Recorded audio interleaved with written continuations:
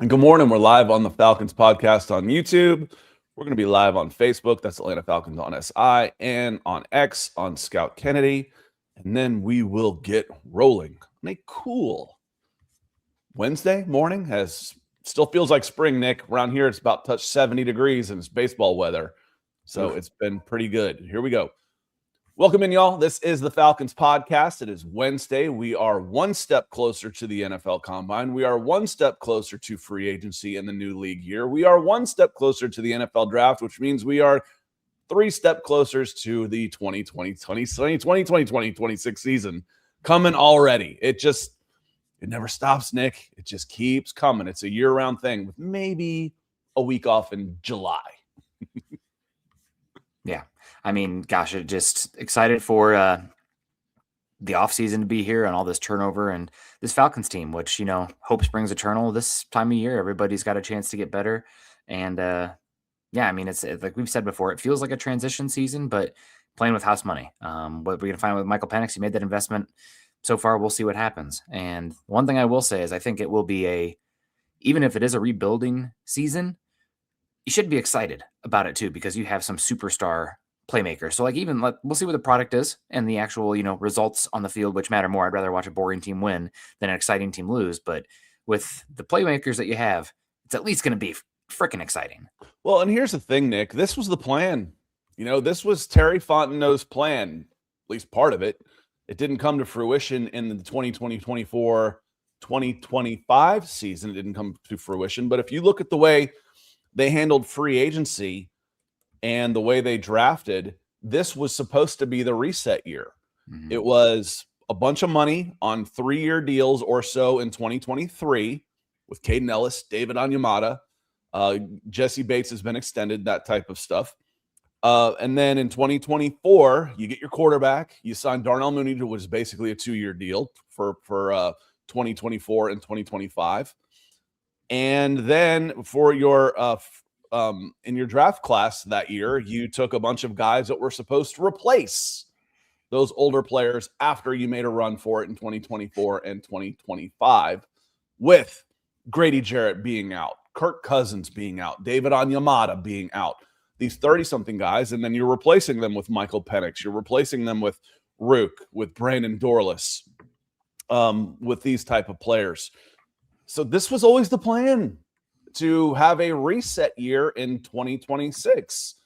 It was really naive. I'm not going to say arrogant, but it was really naive to think that you could take a losing roster and turn it into a winner while simultaneously planning to be reset with young players and not miss a beat in 2026. And it cost Fontenot and Raheem Morris their jobs. Rightfully so. And also, I mean, to the credit of the defense and Ulbrich and everything, you guys were, in theory, close, right? Like the defense took a big step forward. I mean, this was the best pass rush we'd seen from the Falcons in a bit. We'll leave the conversation on how that changes this season in a box, because we'll see how that plays out with the guy you traded up for last season. But regardless, should be a fun, exciting offseason. And like you mentioned, this is a season with a lot of potential turnover, but the core, I still think, and you have a chance to add to the core as well. So we'll see. But as what I've seen covering the Broncos, the players are great, but you got to have the right man leading the ship, and hopefully that comes with the right quarterback down the line as well. But it's funny how you've evolved on that after a little bit. You've steered a little bit more that direction. It's just there's some difference maker players, but there's such fine margins in this league, that it's so close. It's not even necessarily always the exact offensive play calling or system. It's the winning football operation as a program, and understanding the pieces and the type of coaches and how they align with everybody pulling the same direction. So obviously Stefanski didn't have that in Cleveland at the end, and there is it's not coach or personnel, it's both. But that's obviously personnel was not quite good enough in Cleveland. That was stuff outside of Stefanski's control. So clean slate for me here in Atlanta. Yeah, I think and Cleveland's got like all 5 of their starting offensive linemen are free agents, and their offensive line was past it anyway. Oh, they were so bad. Talk about a rebuild coming on, and hell, they still have like $130 million of Deshaun Watson's money on the books. I feel so bad for Myles Garrett. They've only gone through half of it. I don't feel too bad for him. He didn't have to re-sign. No, but he could have played that out, and he's got about $250 million to not feel too bad about. So he chose the money over choosing leaving, and which is his right. Good for him. Yep. But I don't feel bad for him one bit. Let me shift that. I feel bad for the NFL, for us, Scott, NFL fans at large, to have somebody like that in, I wouldn't even call it purgatory. It's hell up there with the Cleveland franchise when he's been, I mean, honest to God, Scott, like the last 20 years, as far as like defensive players who are like transcendent, I'd probably put 3 people up there. And Myles Garrett would be one of them. Aaron Donald would be one of them. And then JJ Hold Watt. on. Because I had the 2. Okay. I don't know if you heard me. Who's the 3rd one?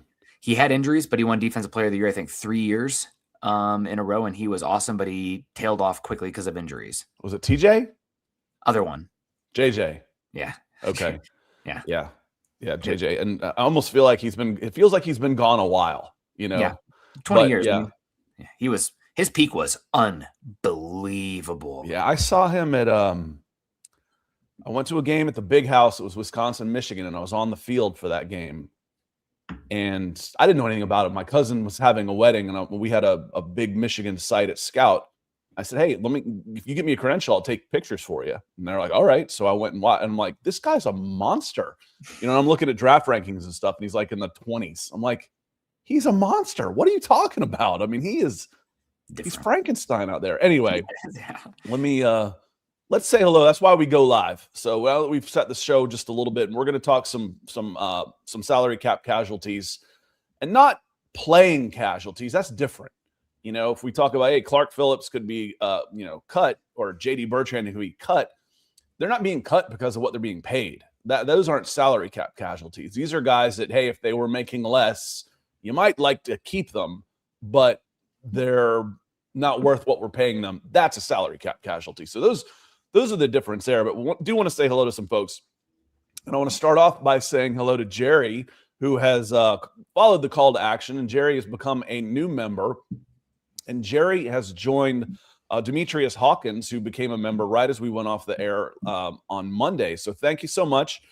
What this does is as people start tuning out in the offseason and things slow down, it helps keep us going. Because, this is a cyclical business for us.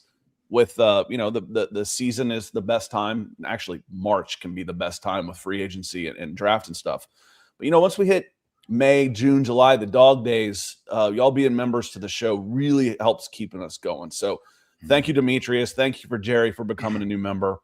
Denver Luke comes in. He says, morning, Scott and Nick. It's mock draft Wednesday. Yes, it is. We will do a mock draft today. We'll run through it quickly. I want to talk a little bit of Bijan Robinson too, because I thought I came up with, I didn't come up with it, but I noticed something that was really interesting to me about his 5th-year option. So we'll talk a little bit about that too. And then let's say hello to some folks who have come in, like Charles came in nice and early. He says, good morning, Scott and Falcons community. That's all y'all. So good morning from Charles. And Rusty's he's fired up. He says, sign and trade Kyle Pitts or let him walk. He does not want Kyle Pitts on $15 million. Let Tyler walk. Yeah, I'm not sure you've got a lot of choice there on Tyler Algier. Those aren't salary cap casualties, though, because they're free agents. Release Mooney. There's number 1 of your salary cap casualties. Resign Caden Ellis. Let Floyd walk. Resign Arnold Ebiketie, but don't break the bank. Floyd wasn't good. Not sure what y'all were watching last year. I thought he was okay. When I'd keep an eye on him, I thought he did a job. He didn't get the sack numbers, but when I was watching Floyd and watching the edge rushers, because that's probably who I watched the most last year, Nick, just because of the rookies being there, I'd always spot the edge rushers and keep an eye on them. Floyd did a good job of holding down the edge, and he was getting pressures. He was affecting games. Do I want him as a number 1 or number 2? Not really, but as a number 3, number 4. And if you've got some money for a veteran in there, a grown-up in the room, I thought Floyd did okay. I wouldn't mind him being the $8 million veteran that is back on this team. I mean, that's the reality of the edge position. When you say $8 million, somebody might, why not 5? It's like, well, edge is always going to get a little cheap. Yeah, 8 is.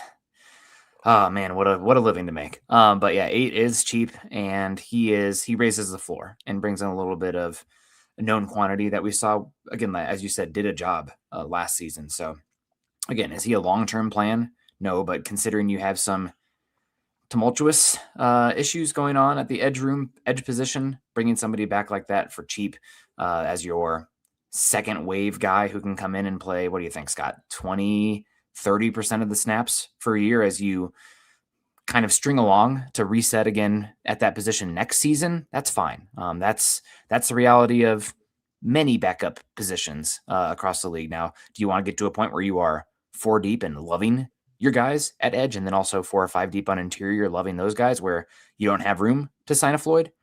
Absolutely. Are we there yet? No, we're not.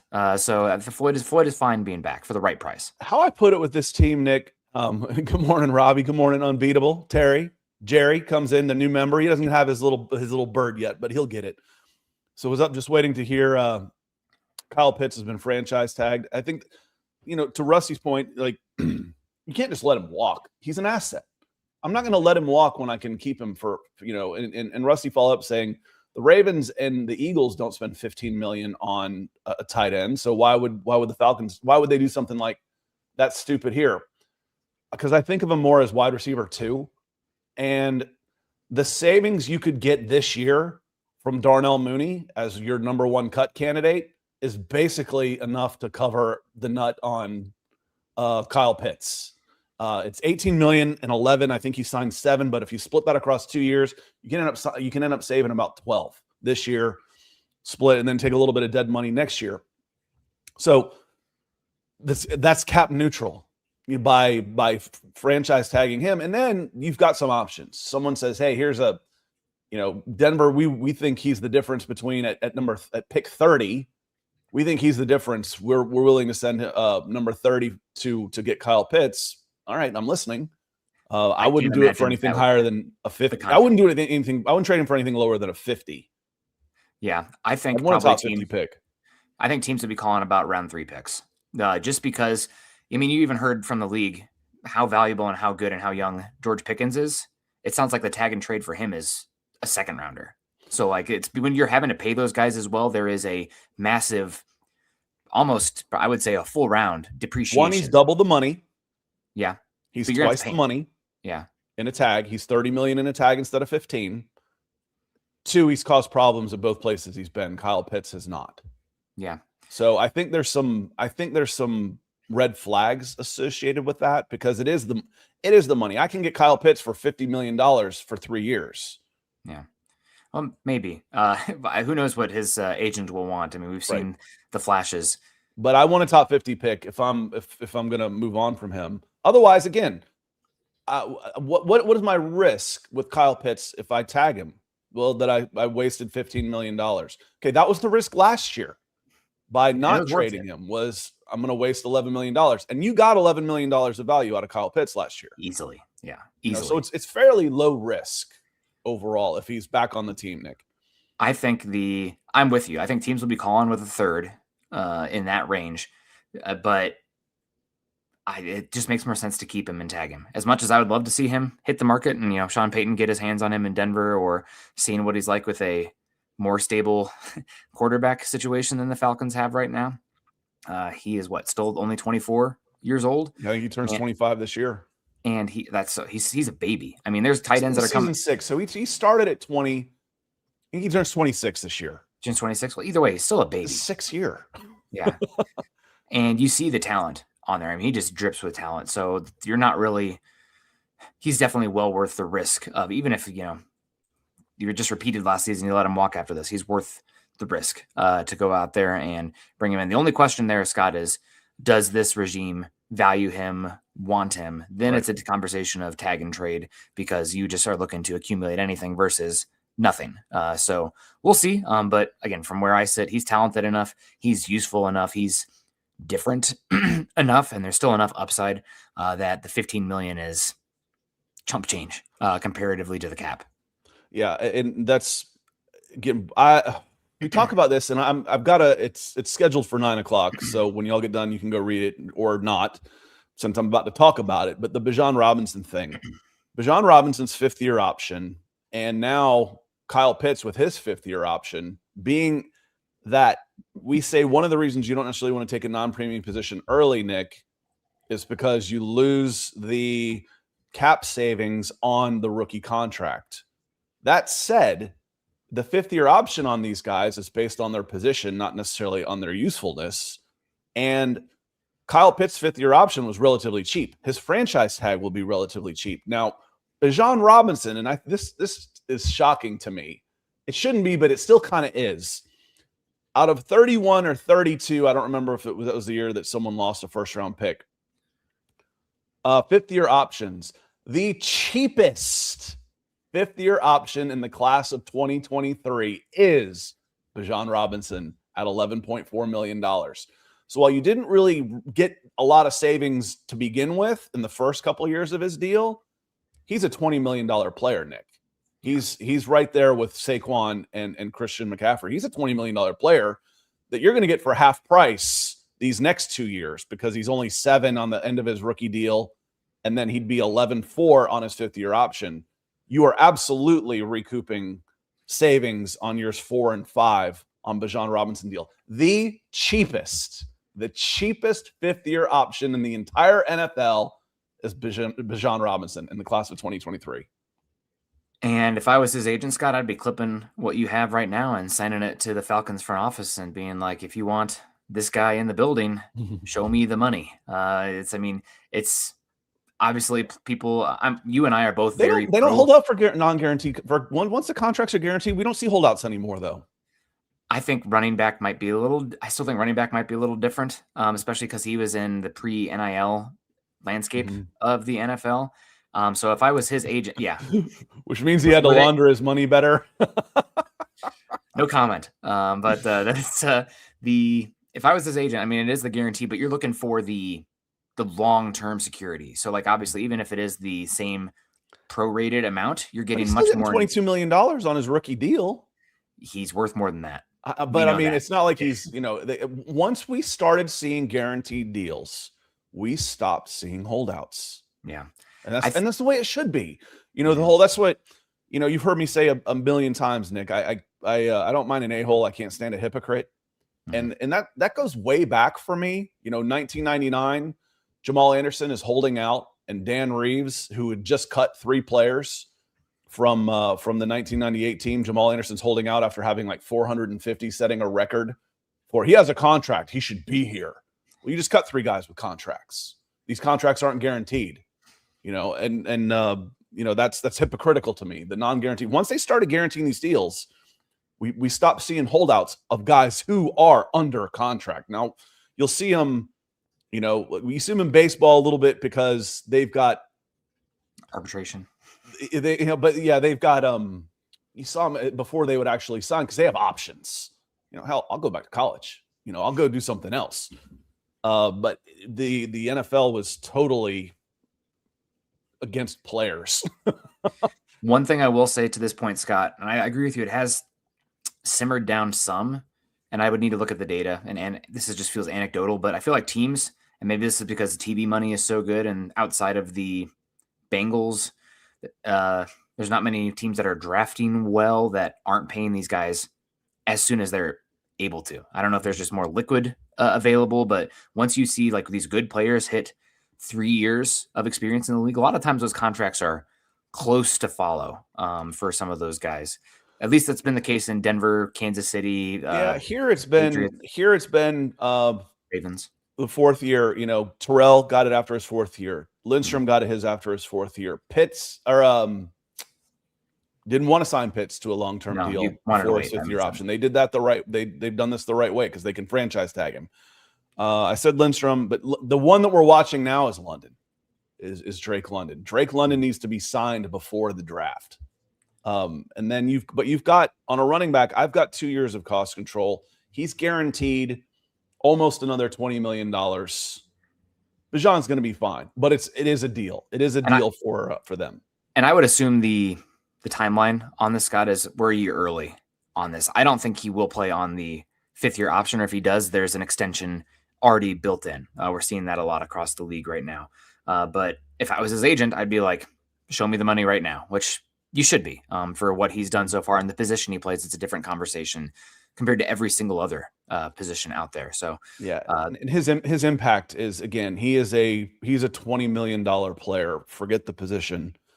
And there is a drop off. I looked it up, and it's like 20.6 for Saquon. I think McCaffrey was at 19, and then it goes down to 15, I think, for Jonathan Taylor on contract averages. I mean, you can make the argument that Jonathan Taylor's underpaid relative to the other two, but Bijan's a $20 million player, and you're going to get him for 7 this year and 11 next year. And I think you don't see holdouts anymore. No, for not as much. Chris Jones for rookie deals because they're guaranteed. Because the contracts are guaranteed. But I think we're probably a year early on this conversation overall. And what you will probably see is that contract, the 5th year, stay in place, and then 3 years tacked on top. It's like, well, he does not getting that contract until a year down the line. Well, the guarantee's in his pocket immediately, the bonus. Yeah. So yeah, and it guarantees his $11.4 million for 2026 will guarantee in a few days. Yeah, so he's going to get that extension because the deadline to pick up the 5th-year option is May 4th. The easiest decision Ian Cunningham will ever have to make in his entire career of being general manager of the Atlanta Falcons is, do we pick up Bijan Robinson's $11.4 million option? Yes, we do. Okay, good. That was easy. I wish they were all that easy. John, thank you for being a member, my friend. He says, question, guys, this staff isn't tied to Penix. Has he done enough to be named QB1? In a vacuum, I would say no, but we're not in a vacuum here. We're at the very least, the Falcons will take on a 22.5 dead cap hit this year on Kirk Cousins. Don't have a lot of money in free agency, and frankly, it's hard to get a starting quarterback in free agency anyway. And you don't have a first-round pick. So if you think he is going to be able to play in 2026 health-wise, you're not making some crazy move like trying to trade up for a crappy quarterback in this crappy quarterback class or mortgaging the future because your team's not good enough to try and spend $50 million again on another 36-year-old aging, declining, coming off an injury quarterback. So by default, I think he's QB1, but anybody that I'm talking to in the $10 to $15 million range as a backup, you're going to get a chance to compete. You'll get a chance to compete. But I don't see anybody coming in that will be a better option than a healthy Michael Penix for 2026. 2027, all bets are off. Yeah, I mean, I guess that anything is possible as far as bringing in somebody that beats him out. But you're talking about a stopgap option, the Joe Flacco's of the world, which is not going to excite anybody. I hate even, saying that's how I view it, but it just kind of is what it is with Penix at this point. So you don't have a lot to lose because of what are the expectations this year anyway. He's here. He's talent. He is raw gifted from an arm talent perspective. And there's just not many avenues to add guys. I mean, they're talking about Ty Simpson and Garrett Nussmeier potentially being first-round picks in this draft. Like, holy heck, like those guys. I wouldn't even draft Garrett Nussmeier. Yeah, with his injuries and stuff. I mean, I think there is value mid-round 3, mid-round 4, but the premium 5. on that.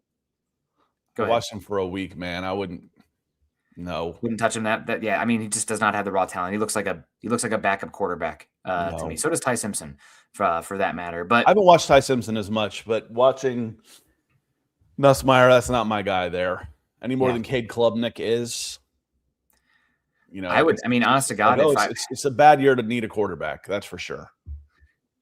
If I was needing a quarterback, I would just take the raw toolsy guy day 3 if he's available, or be looking to do what a lot of these teams have done. Is there a first round pick that has flopped elsewhere that I am looking for to bring in and maybe reset the room? But you're probably right. I mean, this year it's a transition season. Everybody decision-making wide has a long rope, and they can kind of, hedge a bit this season where they're not committed to Penix.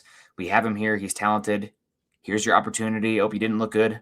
Oh, you got injured again.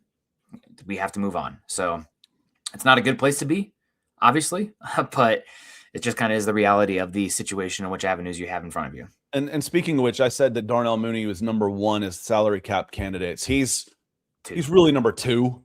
Number 1 is just so obvious that we've kind of forgotten about it with Kirk Cousins.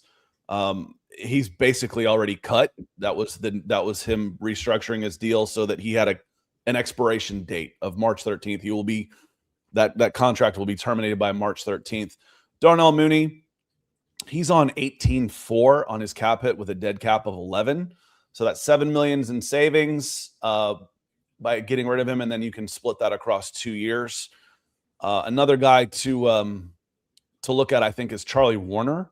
It's like, well, Charlie Warner is a pretty good player. Yeah, he is, but he's also a $6 million blocking tight end with a 1.25. So you save almost $5 million by moving on from Charlie Warner, and then you can try and find another blocking tight end. And blocking tight ends are usually league minimums. Those are like fullbacks these days. So there's 3 right there, and then we'll get some more. I want to get to Rusty, though. Rusty's got a fun question. It says, I redid the man cave. The wife don't want me to spend $2,500 on a reclining sofa with heat and air conditioner massagers and streams audio from the TV. Talk me into it, fellas. Here's what I will say. 1, how often do you buy furniture? Once, twice in your life? 2, never, ever, ever in my life have I regretted buying quality. I've regretted going cheap. As I'm sitting there thinking, you settled. Don't settle. If you're going to do it, if you can afford it. You don't want to look back and say, I wish I had done this, because you can't get rid of it. It's, once you've got it, that's like a 20-year commitment, man. Get the right stuff. It's not like TVs. I bought a 75-inch TV the other day, Nick, a couple weeks ago. 75-inch 4K TV. It's the cheapest TV I've bought in my life. And I started buying TVs in 1998. I bought a 32-inch tube TV, Sony. It's like $800. Bought a rear projection in 2000. It was like $2,400. $450 for a 750. I could hang TVs and paint my wall with TVs cheaper than I could get some contractor in Johns Creek to come out and paint my wall. But that was what I would say. If you can't afford it, and you just have to stretch. So, maybe I'll have to eat ramen noodles for a couple of weeks. You'll never regret going with quality, ever. The one pushback I have here, Scott, other than, big picture, maybe buy your precious metals. I don't know. But you're buying something with a lot of electronic doodads and gizmos. And when those break, those are hard to replace. Like you buy the quality, like when I think about cars, I don't need all these functions. I need a car that is comfortable, safe, and has like good engine performance and everything like that. And I don't need this electronic, adjusted AI BS that costs me 10 times to replace, and I have to be scheduled months out. So something with that many functions and features, I would just make sure that you have some assurances how it is able to be replaced, and you still like it if one of those things doesn't work anymore. Because that's just my overall philosophy. Is you don't regret quality. I've rarely regretted things I've bought. I've regretted things I haven't. Damn, I should have got that. And I'm much more of an experienced person myself, Scott, where I will spend money to go do something, or something that's involved in an adventure versus at home. But again, you're willing to pay the premium for the premium experience because the memories are forever. You're like, man, I'm so glad we did this.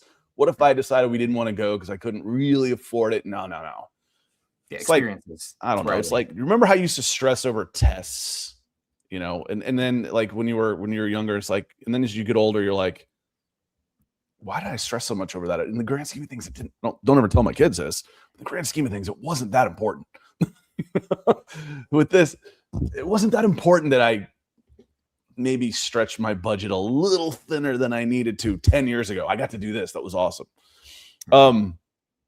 Let's get back to AJ, one of our members here. He says, what do y'all think about a possible Drake London extension? Looks like I'd say 5 years, 150, but feels like he should be between Amon-Ra St. Brown at 30 and AJ Brown at 32 per. The negotiation tactics have already started. Josh Kendall, putting out on X that the Falcons may think of him more as a 20-something million dollar type of receiver. He's gone. And that's already started. I think 150, 5 years, 150 with $100 million guaranteed. Then it ends up being a 3-year, $33 million. But it would be, the contract average would be 30. But always look at the guaranteed money, and it would be a 3-year, $100 million deal, basically, is what I think he's going to be in the neighborhood for. And then you start drafting receivers because you've got your number one there. Now I want rookie contracts. I want a receiver. Every year, Nick. They're valuable enough that you want to be churning them at least, 2 out of every 3 years. And it also depends on how your running backs and tight ends fit into that. But you're right. I'm thinking that the guarantees probably need to be in the $100 million range. There are 3 players in that right now. And I would imagine that he's hunting because of how much the salary cap has gone up. And some of those contracts you're talking about, you're probably talking the 30. If I was him, 100 million guaranteed, 35 million average per year. That puts him in the CD Lamb, DK Metcalf, Garrett Wilson, AJ Brown range, which again, with inflation, just with where the cap is and everything, I think is he better than those guys? I mean, I think he's in the ballpark, and then it's the surplus due to inflation. Surplus may be the wrong word, but the additional money because of the inflation. So I'm guessing if you can get him for anything less than 32, it's a win in my book. I think he's probably 35 million per year, 4-year contract, with it essentially being a 3+1 kind of structure. I don't want it. This is funny what Rusty says. Scott said it was okay. Yeah, so appreciate it, Bills. No, you just think about how much time you're going to be spending in that and how long you're going to have it. But again, I am with Nick on this. Don't worry so much about the gadgets. As far as like a built-in AC in a chair. No. Get something that you like that's comfortable. And, that's to me, it's like, get something you like that's comfortable and, put an AC in the basement, buy an extra AC, stuff that you can change in and out. Because, I've got a futon in my office. And I was like, okay, Sean, my son doesn't sit in my man cave anymore. He took it over. But I've got a chair. He doesn't ever sit in the couch in there. So let me bring it here. I couldn't fit it in the damn door. So now I've got the futon sitting out in the little hallway out here because I hate the futon. And it's just sitting around. I'm like, I haven't sat in here and watched TV in my office for years because the chair sucks. I'm like, okay, I'm going to get a new chair. Quality. You're paying for the quality, the build, the material. Yeah. I think. So, I always get a little bit, maybe it's me becoming a boomer. The older man, I was like, I don't know about that technology. Like is that necessary? It's more stuff to break. That's what I worry about. It feels like y'all remember about 6 or 7 years ago, everything said 3D on every television they ever did. I feel like that with AI, Scott. I feel like that with AI. It's like, oh yeah, my toaster has AI. My toaster doesn't need AI. Yeah. It's like every marketing person in the world has turned around and said, if we don't say AI in our copy, nobody's going to buy it. Yeah. I don't need AI in everything. Yep. Give me and I feel that way about appliances, Scott. Like I don't need everything connected to my central home hub. Is that kind of nice? But it feels like because of that, it's 10 times more expensive to break. Like give me something I can use that's quality for the next 40 years that I buy. Cars, man. You got to have a computer engineering degree to work on cars. Yeah. It's been like that for a bunch of years. And Anthony comes in, he says, do you guys think we'll keep Bijan and Tyler? Bijan's staying. He's basically under control for at least 2 more years, probably 3 if you wanted to franchise him. So Bijan's not going anywhere. He is the franchise right now. Tyler's gone. Tyler will not stick around. I'm not going to put $5 to $7 million into Tyler Algier and a running back 2. It's funny, but his spot rack number is 3. And as I say, people, you look at these running back rankings, he's so underrated. It's like Javonte Williams is like 4 spots ahead of him. I'm like, you put Tyler Algier behind Dak Prescott with CeeDee Lamb and George Pickens stretching the field for him and give the ball to Tyler Algier 300 times, and come and tell me that Javonte Williams, who was a fantastic running back, but now he's kind of just a guy, is a better running back than Tyler Algier, who has, knock on wood, never fumbled. Never. He set a record. Yeah. Or at least he's the leader of current guys. But I think he's right now, he's like he's got the all-time most touches without ever fumbling in NFL history as far as, to begin a career. So Tyler's going to be an RB1. I still think around 7 million mark per year, 21 million, 15 guaranteed, $8 million signing bonus more in there, and go someplace. That's why people say, oh, we're linking him to the Tampa Bay Buccaneers. Why? Why not? Why would he go to Tampa? It's nothing against Tampa, but he's not going to go be a backup to Bucky Irving. He can stay in Atlanta to do that. It doesn't make any sense to me. He would probably, because we already saw last season, Bucky had drop off with injuries. So I'm guessing he'd probably get more carries than Bucky, because it's not always about the volume, the N, if you will, if you're a stats nerd, it's the efficiency from the running back position. So I'm expecting him to get 7 to 10 million a year, Scott, 3-year deal. And where would he go? My advice to Algier, go wherever is going to pay you the most, because this is probably the final contract for you. Maybe you'll get a third contract where you're close to vet min. Who knows what the next years bring, but this is the window. So, as much as I'd be like, hey, take 25% less to come to Denver. No way, man. This is your shot. Maximize squeeze all the blood out of that stone. Billionaires paying millionaires. Go get paid, sir. This is, as Ozark says, I'd rather have Pookie. That's Javonte Williams, which is, if you hadn't already announced that you're a Denver Broncos fan, you just did. And there aren't a whole lot of neutrals out there that would agree with you. Tyler Algier is a better running back right now than Javonte Williams is. No doubt in my mind. Now, pre-injury, Javonte was different. And Tyler Algier, and they were close. Even then, they were close. Yeah. Tyler Algier is really, really, really good. Dogs, I hadn't heard too much about this. Is Michael Pittman Jr.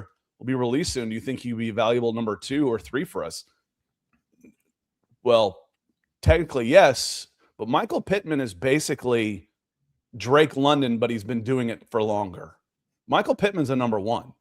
So I think he's part of the reason. When we talk about Alec Pierce, Pierce has Michael Pittman on one side and Jonathan Taylor in the backfield. That is a great situation for Alec Pierce. If I pay Alec Pierce $30 million to come in and be my number 1 receiver, I'm not getting a number 1 receiver from Alec Pierce. I'm getting arguably the best number 2 in the NFL, who's in a very good situation right now. Michael Pittman and Drake London are very, very similar players. I love Michael Pittman. The issue with Pittman is what are the 2 main stats that I talk about on here, Scott? Contested catches, yards after catch. Yards after catch. Well, I was going to say explosives, even more big picture. And Pittman doesn't necessarily bring an explosive element to the offense, whether it be after the catch or that just verticality from his ability to get on top of guys and make plays down the field. Now, he is a bully, but it's a lot more of the tough intermediate catches, which require a quarterback to trust the guy. He's not necessarily wide open. It's beat guys at the catch point when they're on him. So he's versatile.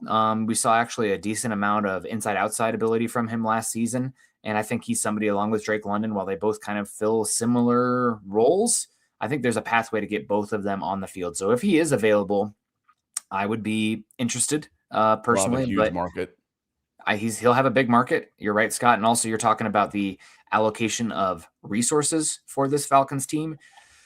I just have a hard time because you're already going to be paying, there's only so much of the budgets to go around in these positions and skill positions in general. And you need to have money earmarked for Bijan and Drake London and potentially Kyle Pitts. Now, if you're bringing in, let's say you're moving on from Kyle Pitts, then there's a chunk of money that maybe you could use to pay him. But right now, I do think the top of the market wide receivers are going to be a harder sell for this team, Scott. He's 28, and they've had just awful quarterback play. And not awful, but he hasn't had, I don't think he's had the same quarterback 2 years in a row in Indianapolis. So it's been shaky since he's been there. Michael Pittman is really, really good. He is a really good player. and he's under the radar because again they haven't been winning, and the quarterback situation there has not been good. Pittman's a good player. Want to hit on a couple more guys. I think we hit on 3 for sure, and then we'll do a mock draft that could be salary cap casualties when we start looking at this. A couple easy ones on this. These guys were signed basically to 1-year deals, but we're going to extend them into 2. Kadero Hodge is on $3.3 million with very little dead money, $600,000. And then guard Kyle Hinton, believe it or not, is on 3-3 with $500,000 in dead money.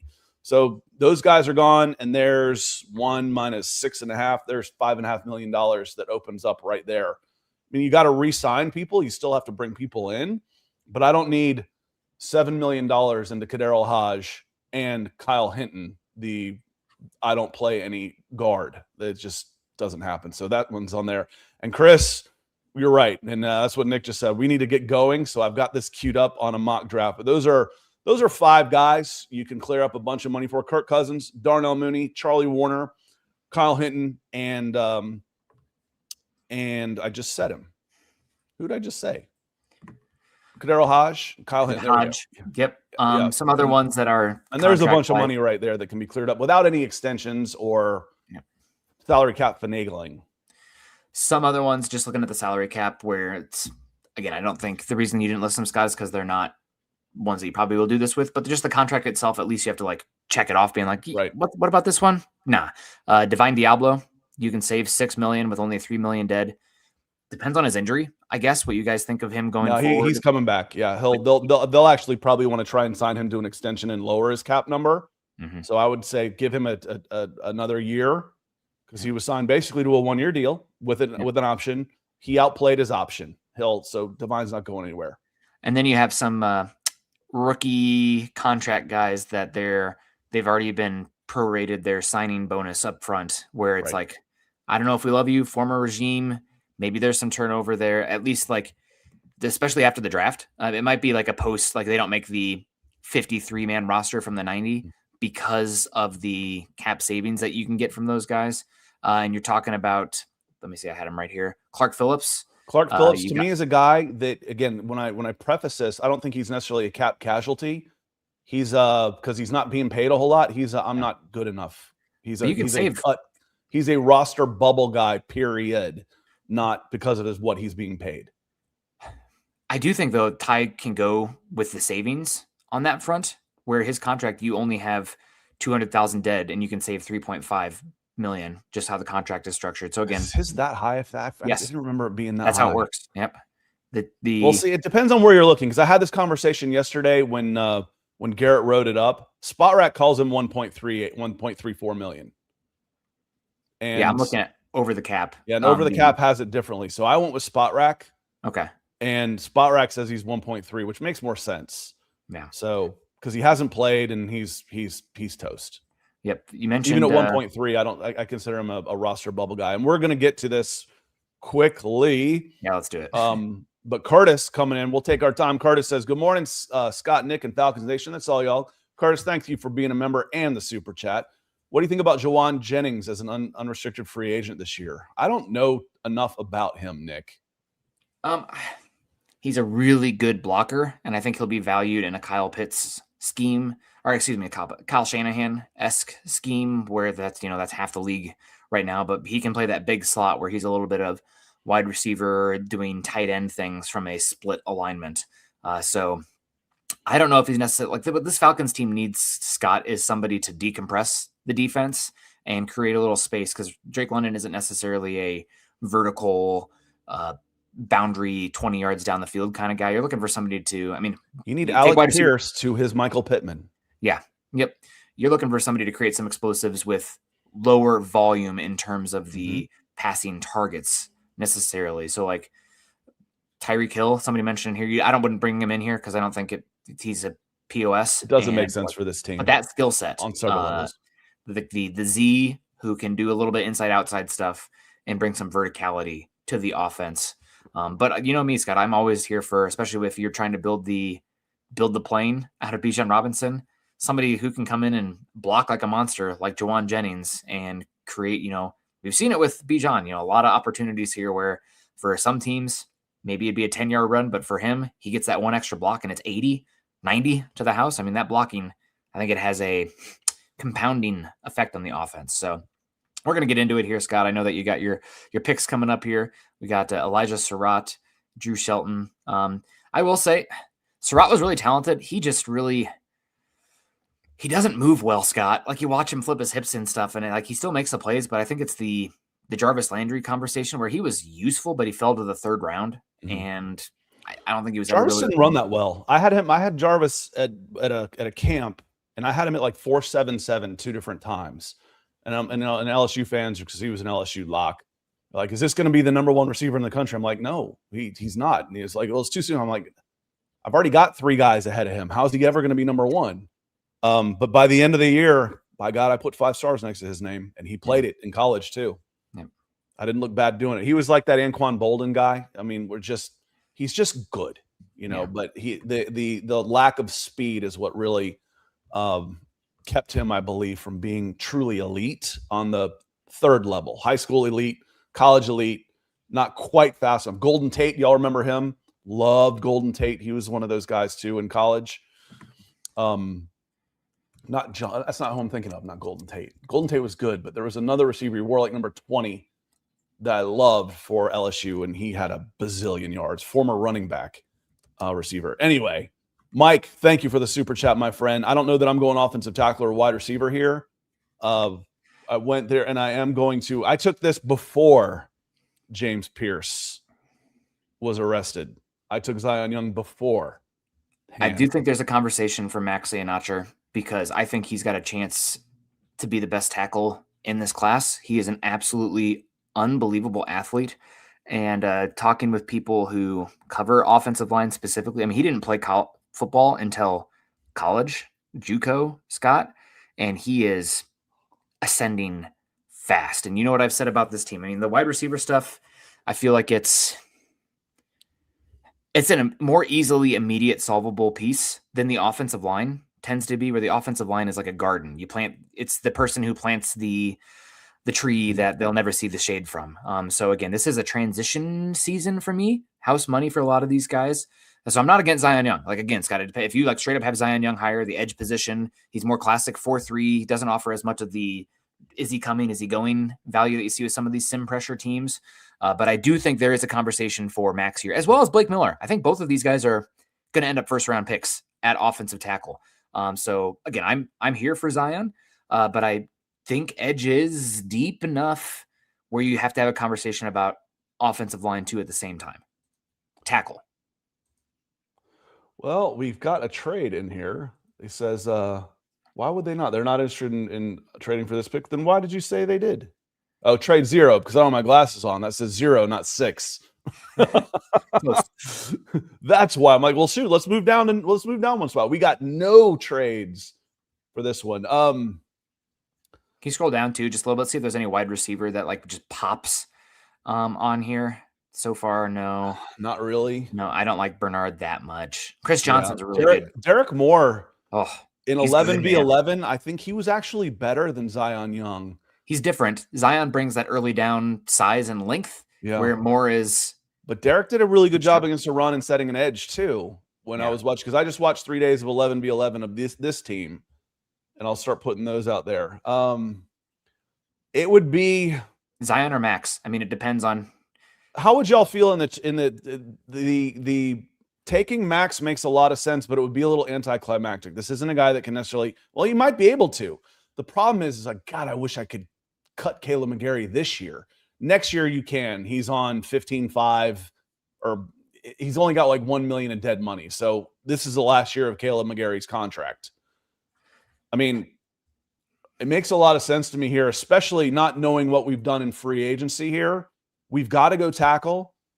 First round here, I think he's more of a sure thing. I think he's a safer pick than anybody else. I can go tackle here.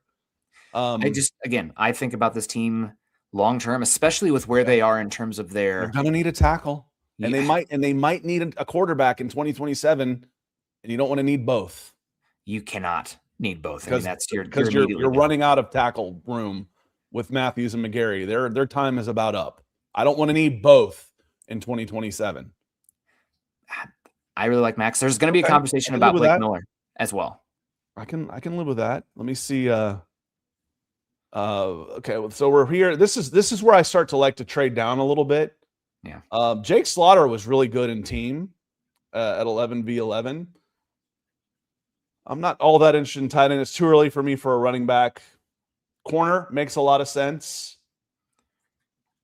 Malachi Fields makes a lot of sense here. As does Daryl Jackson. Let's see. I don't want to trade all the way down to 92. Let's see, unless I can get that's 13 spots. Unless you want to give me 127 and 133. All right, we traded down. We traded down here. And that changes things. That changes things a lot here. Now, I've at linebacker and tight end are my top 3 picks. Interior lineman. Antonio Williams was thought to be a first-round pick at one point. He battled some injuries at wide receiver. Tyreek Sapp at edge is interesting, but not sure that's the direction we want to go. I really like Stukes a lot as well if he's healthy. He's really talented. Need a corner. Do you like Stukes, Williams, or what was the other corner? There was another corner, wasn't there? I'm gonna get y'all sick going up and down. I think you're talking about Antonio Williams at wide receiver, which you like Antonio Williams at wide receiver. I probably lean Antonio Williams here. He's got ability to come in immediately. I don't know how much value he offers necessarily in 12 personnel from the Z, but slot, living in 11 personnel, I think he's somebody who. And now with one of my additions, this isn't one of my additions, but now I've got 3 picks coming up quickly, and here's where my number 1 pick on the board is a corner. We need a corner. He's a slot. It depends on what you think of Bowman. For that one, also depends on what you think of D. Alford too. So. Yeah. J.C. Davis is solid at tackle, but we're okay there. Linebacker's a need. Austin Barber did really good in teams too. He played well in teams, but that's just me talking. I don't want to take him here. Cornerback, I need more depth here. I'm on PFF, Chris. I'm on PFF right now. I'm gonna go corner in that spot, knowing that we got 2 picks coming up here quickly. Chris McClellan was okay. I feel like I could do better than that. Now with 2 extra picks, I could go for a running back that we're going to need. I think Nate Borkerker could be the best blocking tight end. There you go. There's $4 million in savings right there. There's my Charlie Warner replacement. If you're talking about moving on from Warner. Here, I think Ketron Allen makes sense here. We could go back to wide receiver too. He's immediate running back too. He steps in as running back too, and he's a big dude too, if I remember right. He's got some size to him to take some of those and one situations that Tyler Algier. It was funny. People were like, well, his yards per carry wasn't that great last year. Tyler's weren't. That's because he got half of his carries in and one situations where 2 yards was a win, a big win, facing a stack box on 3rd and 1 and 4th and 1. Yeah.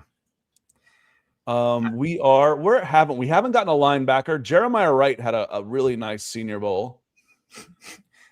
Key is really talented at wide receiver if you wanted to double up there. I think Caleb Douglas also talented. I'd like to come out of this with a linebacker, but I don't see him. That Mike, the quarterback, Cole Payton, can usually get him even a little bit later with 231. Cole Payton hasn't moved up at all on these boards yet, so I can usually nab him in the 7th. Safety running back, be a good guard in the league as well. We get a big DL yet? We haven't gone DL. No. How big's DeMonte? 6'5", 315. Let's get a big DL. Good for rotation. I mean, I'm not going to complain about taking a 300-pounder defensive lineman in the 6th round. No. Need a DL. I still need a linebacker too. Recruiting pedigree. This is also where you can take a shot on a quarterback. This late, just somebody in here, even if he's a backup, that's fine. Cold man gone, Mike. No, see, there he is at 238. What'd you think of Taylor Green at the Senior Bowl? Could be useful in packages, toolsy. I mean, he had the strongest arm. He was the biggest guy. He was the fastest guy.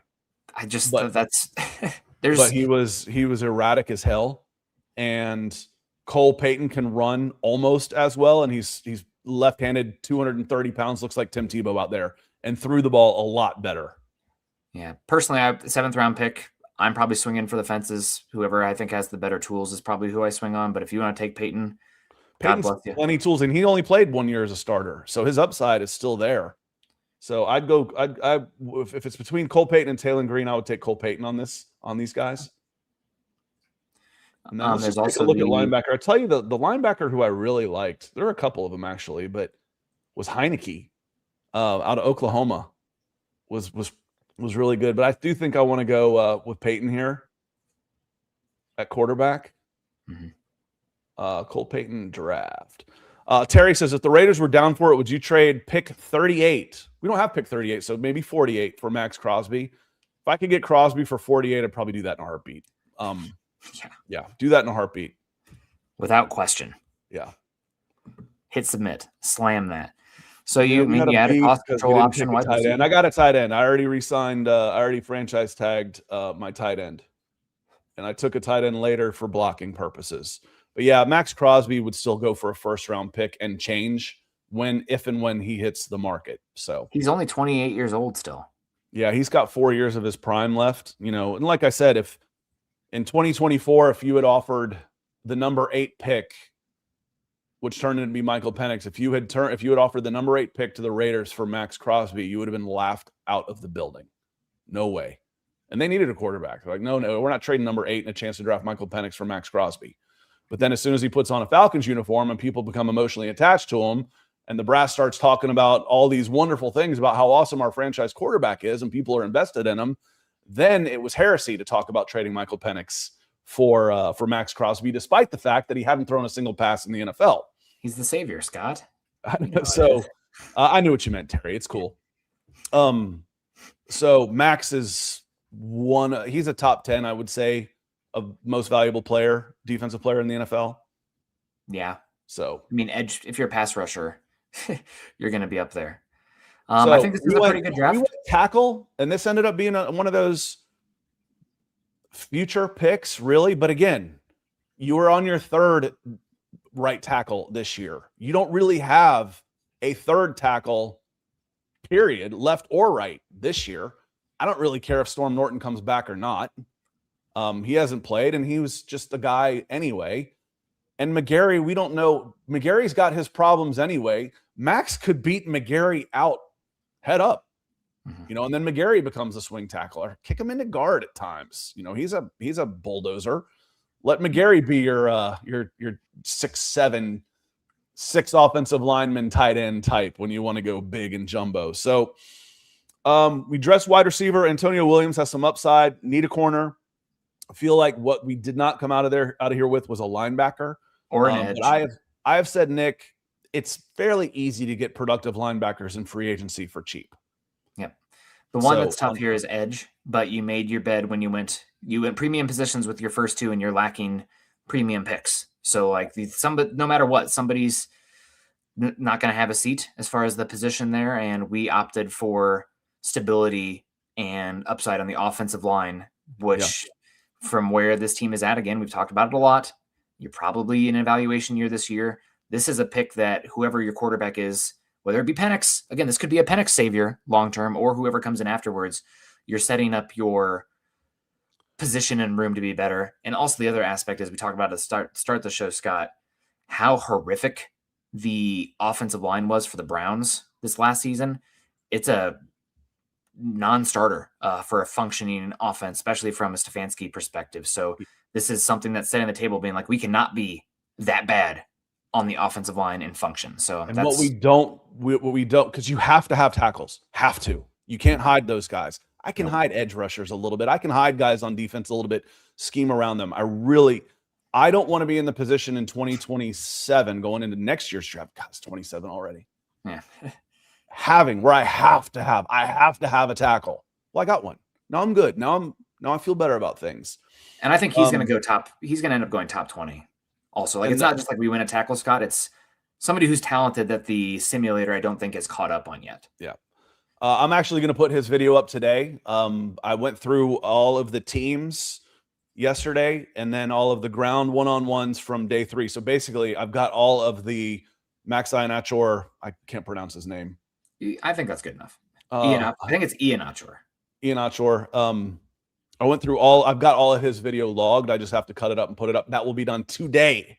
So pay attention to the YouTube channel, and I will have his highlights up there today. He's chippy. He gets in a little bit extra. He's not dangerous, dirty like Trevor Penning was, who's actually trying to injure people.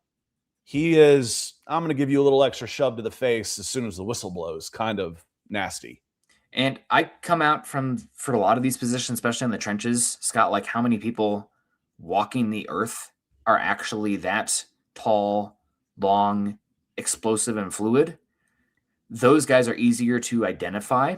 And again, it's technique will matter at the end of the day, but like he has the requisite traits to be a 10-year option at offensive tackle, which is very valuable for this team. And typically you're getting those guys, they don't fall past pick 30 most seasons. So again, I don't think he will be here an option for you. 6'5" and 5'8", 325 with 34.5-inch arms.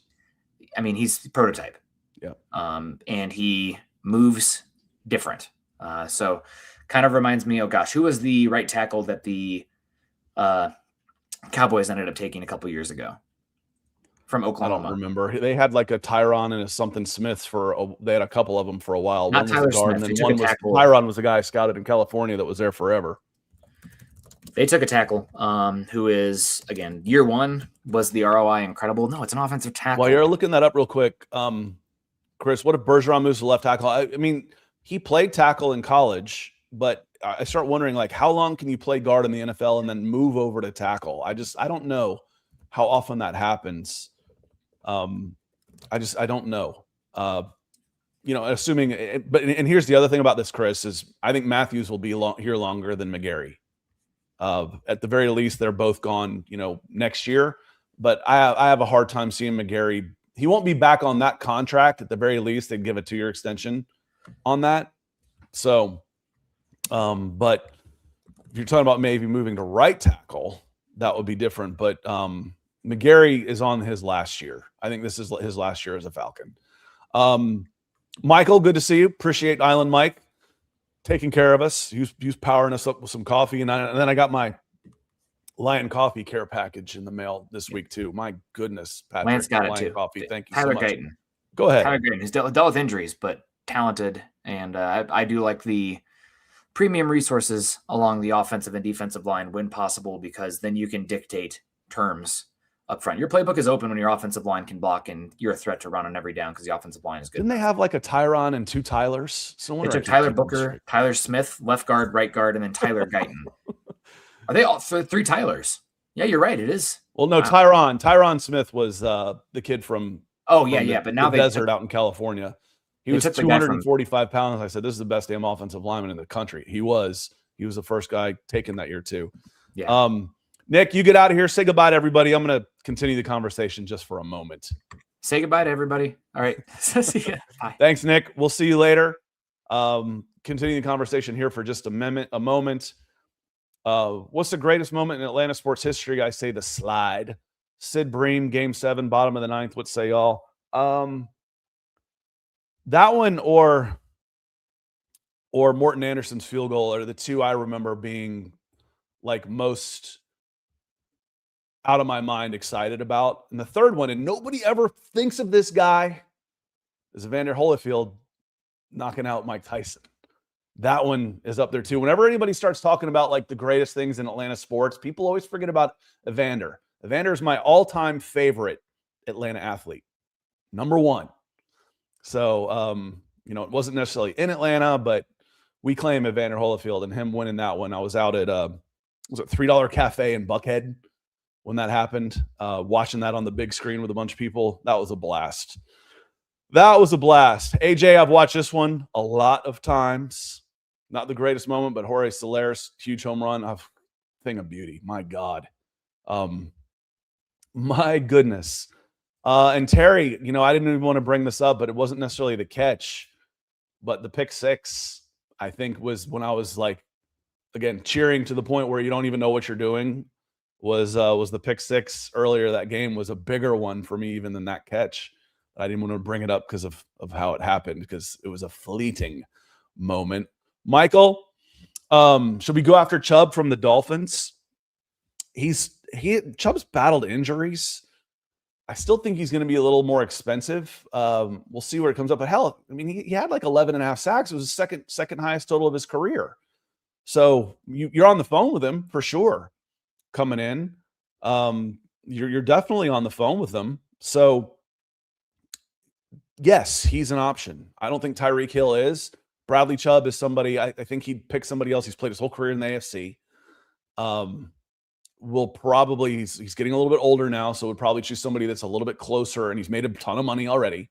Would probably have the option to choose somebody that's a little bit closer to competing, and being one of those teams is nice. You know, when you're a top 8-10 team in the NFL, you get guys like this. When you're mid-tier or lower, you don't. So that's where I think on Chubb. But Chubb would be a useful piece. He sets an edge well. He's a bigger guy. That Chubb would be a good option. And Halsey says, no, the kick. I was in an apartment with shared walls, and ironically, the guy I was neighbors with was a Vikings fan.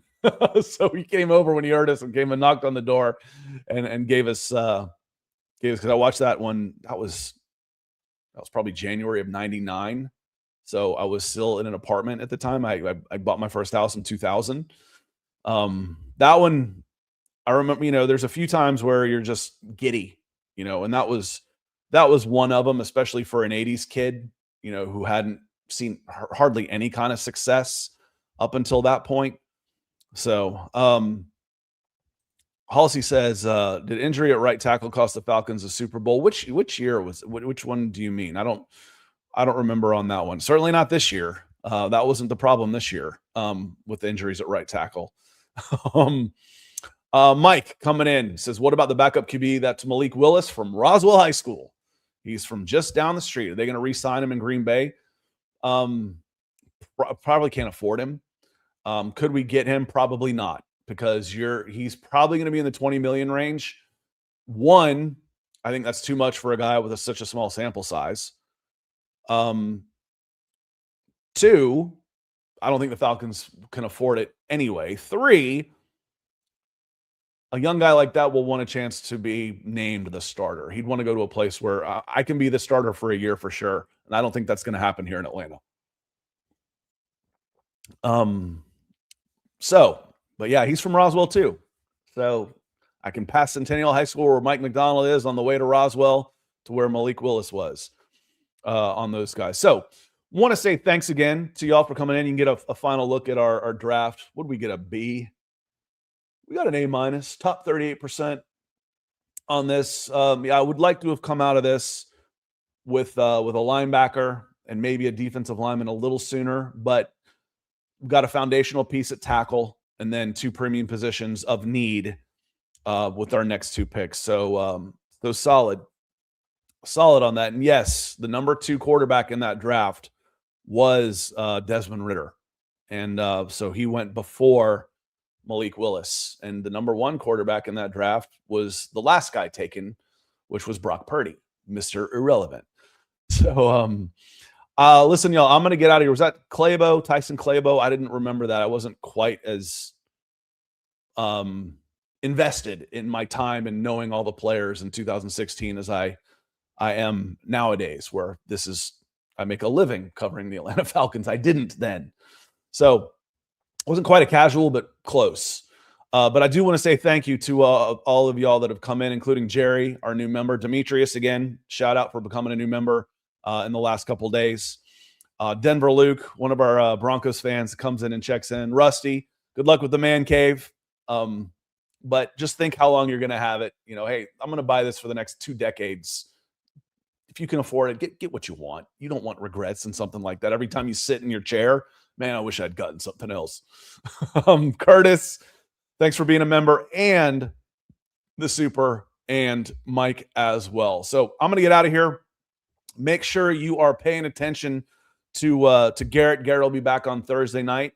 And then we also do Braves podcast now. Otherwise, I will be back on Friday. We'll follow up any kind of news and we'll run through a mock draft. That is members only. I've added that for just our members. We're knocking on the door of 100. And as soon as we get to 100, I will raffle off a jersey to our members for the 100 names we have there.